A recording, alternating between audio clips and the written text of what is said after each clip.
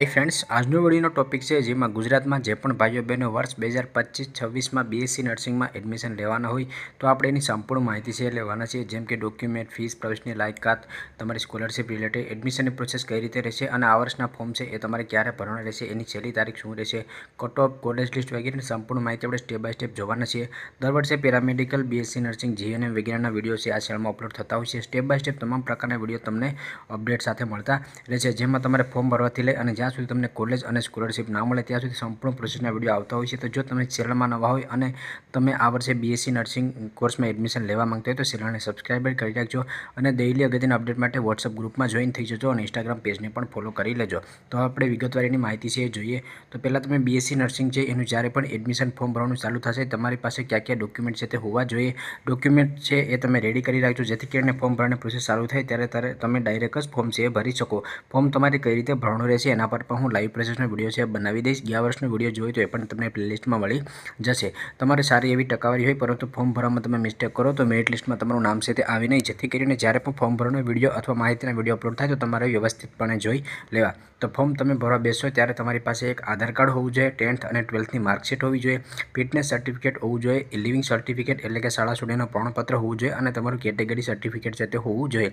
Category certificate છે SC, ST, OBC, EWS અને એનટી-ડીએનટી કેટેગરીના વિદ્યાર્થીઓને લાગુ પડશે અને જે વિદ્યાર્થીઓ ઓબીસી કેટેગરીમાં આવતા હોય એને નોન ક્રિમિનલ સર્ટિફિકેટ છે એ પર રજૂ કરવું પડશે. ફિટનેસ સર્ટિફિકેટ છે એ તમે કોઈપણ સરકારી ડૉક્ટર પાસેથી કઢાવી શકો છો. ફિટનેસ સર્ટિફિકેટમાં થોડી અપડેટ આવી છે, તો આ વર્ષે જ્યારે તમારી ફોર્મ ભરવાની પ્રોસેસ ચાલુ થશે ત્યારે એના પર પણ હું લાઈવ પ્રોસેસનો વિડીયો છે તે બનાવી દઈશ. તો આટલા ડોક્યુમેન્ટ છે ફરજિયાતપણે તમારી પાસે હોવા જોઈએ. અન્ય જે ડોક્યુમેન્ટ છે એ પણ તમે અહીંયા જોઈ શકો છો કે જે વિધવા અથવા અનાથ બાળક હોય તો એની પાસે એનું પ્રમાણપત્ર હોવું જોઈએ. ડિફેન્સમાં કોઈના માતા પિતા હોય તો એનું સર્ટિફિકેટ છે તે હોવું જોઈએ. દિવ્યાંગ કેટેગરીમાં કોઈ હોય તો એની પાસે દિવ્યાંગ કેટેગરીનું સર્ટિફિકેટ છે તે હોવું જોઈએ. જે વિદ્યાર્થીઓ ઓબીસી અને ઈડબ્લ્યુએસ કેટેગરીમાં આવતા હોય 1 એપ્રિલ 2022 પછીનું સર્ટિફિકેટ છે તે હોવું જોઈએ. બાકી જે પણ ડોક્યુમેન્ટ તમારે જરૂર પડશે અહીંયા તમને બતાવવામાં આવેલા છે. બીએસસી નર્સિંગ છે એ કોર્સનો સમયગાળો તમારો 4 વર્ષનો હોય છે. બીએસસી નર્સિંગમાં એડમિશન લેવા માટે મિનિમમ લાયકાત શું હોય છે એ આપણે જાણી લઈએ. ખાસ કરીને ઘણા બધી વિદ્યાર્થીઓના વોટ્સઅપમાં અને ઇન્સ્ટાગ્રામમાં પ્રશ્નો આવતા હોય છે કે સર ગુજરાતમાં બીએસસી નર્સિંગમાં એડમિશન લેવા માટે મિનિમમ લાયકાત છે એ શું રહેશે અને એમાં કોઈ એક્ઝામની જરૂરત પડશે કે નહીં. તો આમાં તમારે કોઈપણ ગુજકેટ, નીટ કે કોઈપણ એક્ઝામની જરૂરત નથી પડતી. ફક્ત જે પણ તમારું મેરિટ છે એ તમારા ધોરણ 12ના માર્ક્સ આધારિત જ બનાવવામાં આવે છે. ગઈ વર્ષે કઈ કોલેજમાં કેટલાય અટક્યો તો સરકારી કોલેજમાં એના વિડીયો ઓલરેડી બનાવેલા છે અને આ વર્ષે કઈ સરકારી કોલેજમાં કેટલાય અટકશે એના પર પણ વિડીયો ચેનલમાં આવતા રહેશે. તો જો તમે નવા હોય તો ચેનલને સબસ્ક્રાઈબ કરવાનું ભૂલશો નહીં. તો બીએસસી નર્સિંગમાં એડમિશન લેવા માટે તમે ધોરણ 12મું પાસ છે એ તમે પીસીબીઈ સાથે પાસ થયેલા હોવા જોઈએ, એટલે કે ફિઝિક્સ, કેમેસ્ટ્રી, બાયોલોજી અને ઇંગ્લિશ વિષય સાથે પાસ થયેલા હોવા જોઈએ. ગુજરાત બોર્ડમાંથી હોય, સીબીએસસી બોર્ડમાં, આઈસીએસસી બોર્ડમાંથી, એનઆઈએસમાંથી કોઈપણ બોર્ડમાંથી હોય તમે એડમિશન લઈ શકો છો અને તમારું જે 12મું ધોરણ છે એ ગુજરાતમાં થયેલું હોવું જોઈએ. હવે જે પણ વિદ્યાર્થીઓ 10મું અને 12મું છે ગુજરાતમાં નથી કર્યું એ વિદ્યાર્થીઓ પણ ગુજરાતમાં એડમિશન મેળવી શકે છે. એના માટે તમને વોટ્સઅપ ગ્રુપમાં અને ઇન્સ્ટાગ્રામ પેજમાં મારો નંબર મળી જશે, તમે મારો સંપર્ક કરી શકો છો. એ વિદ્યાર્થીઓ પર એડમિશન છે લઈ શકે છે.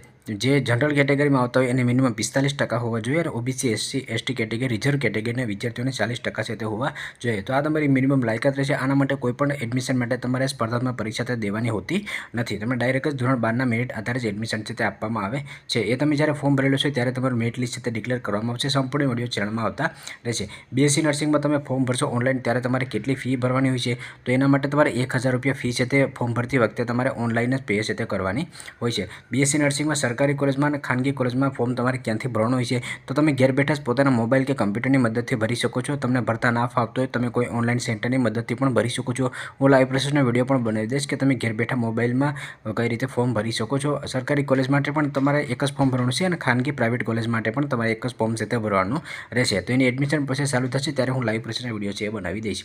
તમારી એડમિશનની પ્રોસેસ છે એ કઈ રીતે રહેશે એટલે કે તમને એડમિશન કઈ રીતે મળશે. તો પહેલાં તમારે ઓનલાઈન ફોર્મ ભરવાનું રહેશે, ત્યાર પછી તમારું મેરિટ લિસ્ટ ડિક્લેર કરવામાં આવશે. મેરિટ લિસ્ટ ડિક્લેર કરવા પછી તમારા રાઉન્ડની પ્રોસેસ થતી હોય છે. પ્રથમ round, second round, third round.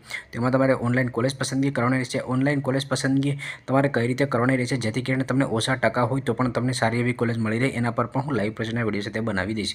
તો કોલેજ પસંદગીની પ્રોસેસ થાય ત્યાર પછી અલોટમેન્ટ થશે, એટલે કે જ્યારે તમે કોલેજ પસંદગીની રાઉન્ડની પ્રોસેસ પૂરી કરી લેશો ત્યાર પછી તમને કઈ કોલેજમાં મળેલું છે એનું તો અલોટમેન્ટની જાહેરાત કરવામાં આવશે. ત્યાર પછી જો એ કોલેજ તમને મંજૂર હોય, કોલેજથી તમે સંતુષ્ટ હોય તો તમારે ઓનલાઈન જ ફી ભરવાની રહેશે. ઓનલાઈન અથવા ઓફલાઈન તમે ફી ભરી લો ત્યાર પછી તમારે હેલ્પ સેન્ટરમાં ડોક્યુમેન્ટ જમા કરવા કરવાનો હોય છે અને ત્યાર પછી તમારે કોલેજમાં રિપોર્ટિંગ છે તે કરવાનું હોય છે. જો કોઈ રાઉન્ડમાં તમને એડમિશન ન મળે તો આગળના રાઉન્ડમાં પણ તમે પાર્ટિસિપેટ છે કરી શકો છો. એના પણ ઘણા બધી નિયમો છે. જ્યારે રાઉન્ડની પ્રોસેસ આવશે ત્યારે પણ હું સંપૂર્ણ વિડીયો છે તે બનાવી દઈશ. તો આ રીતે તમારી ઓનલાઈન એડમિશન પ્રોસેસ છે તે રહેશે. બીએસસી નર્સિંગમાં એડમિશન માટેની પ્રવેશ પ્રક્રિયા ક્યારે ચાલુ થશે? તો એની પ્રવેશ પ્રક્રિયા છે એ ધોરણ 12નું જે પરિણામ તમારું આવી જશે વર્ષ 2025નું, ત્યાર પછી તમારું પ્રક્રિયા છે તે ચાલુ કરવામાં આવશે. એ તમારે જૂન અથવા જુલાઈ મહિનામાં ચાલુ કરવામાં આવશે. એની સંપૂર્ણ અપડેટ તમને વોટ્સએપ ગ્રુપમાં મળતી રહેશે અને ઇન્સ્ટાગ્રામ પેજમાં પણ મળતી રહેશે અને યુટ્યુબમાં પણ મળતી રહેશે. બીએસસી નર્સિંગમાં એડમિશન મળ્યા પછી કેટલી સ્કોલરશિપ આપવામાં આવે છે તો એ તમારી કેટેગરી અને તમારી કોલેજની ફી ઉપર ડિપેન્ડ હોય છે.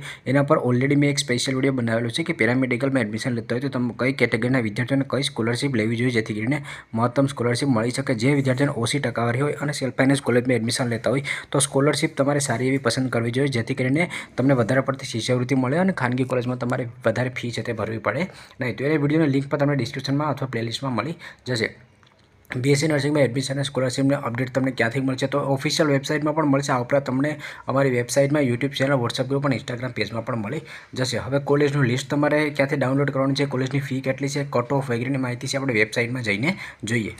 નીચે તમે ડિસ્ક્રિપ્શનમાં જશો તો ત્યાં તમને ઇન્સ્ટાગ્રામ, વોટ્સઅપની લિંક છે તે મળી જશે. સ્કોલરશિપ વેબસાઇટની અને એડમિશન વેબસાઇટની લિંક પણ તમને મળી જશે. તો નીચે વેબસાઇટમાં આવી જશો ત્યાર પછી તો એડમિશનની વેબસાઇટમાં આવશો તો અહીંયા તમને બીએસસી નર્સિંગ માટેનું જોવા મળશે. એના પર તમારે ક્લિક કરવાનું રહેશે. એના પર તમે ક્લિક કરશો. હવે તમે જે બીએસસી નર્સિંગ જોવા મળે એની પોસ્ટ એના પર તમે ક્લિક કરશો. અહીંયા તમે નીચે આવતા જશો તો આમાં પણ તમને સંપૂર્ણ માહિતી છે તે મળી જશે. આમાંથી તમારે જે ગયા વર્ષે કઈ કોલેજમાં ફર્સ્ટ રાઉન્ડમાં, સેકન્ડ રાઉન્ડમાં, થર્ડ રાઉન્ડમાં અટક્યું હતું એની પીડીએફ તમે અહીંયાથી ડાઉનલોડ કરી શકો છો. અહીંયા તમે કોલેજ વાઇઝ પણ ડાઉનલોડ કરી શકો છો. અને આ ઉપરાંત તમને ના સમજાય તો એના પર હું વિડીયો છે તે બનાવી દઈશ અને વોટ્સએપ ગ્રુપમાં પણ એક પીડીએફ છે તે અપલોડ કરી દઈશ જેથી કરીને તમે લોકો આરામથી સમજી શકો. ત્યાર પછી નીચે અહીંયા તમે આવશો તો તમારે સ્કોલરશિપ માટેની માહિતી જોવી તો વેબસાઇટની લિંક પર તમને મળી જશે.